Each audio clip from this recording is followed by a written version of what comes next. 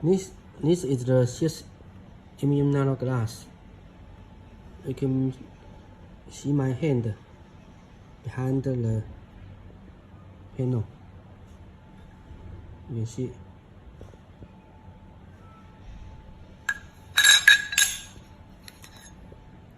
The slab size can be 3 meters long, and the height can be 1.6.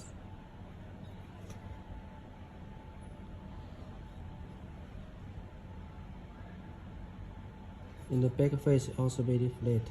This is the back face, and this is the surface. It producing 6mm, 12mm, 18mm, and 30mm. And here we make it up ball notes, ball notes. This is a 18 thickness.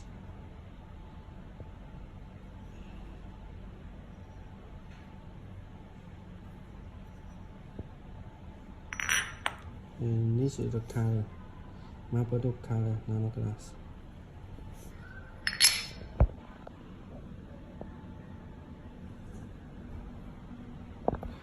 And the back and this flooring tile is the marble glass tile. The marble glass has some source white grains, and the nano glass is pure white. It's milk white. It do not have grains. So you can see the difference between the marble glass and nano glass.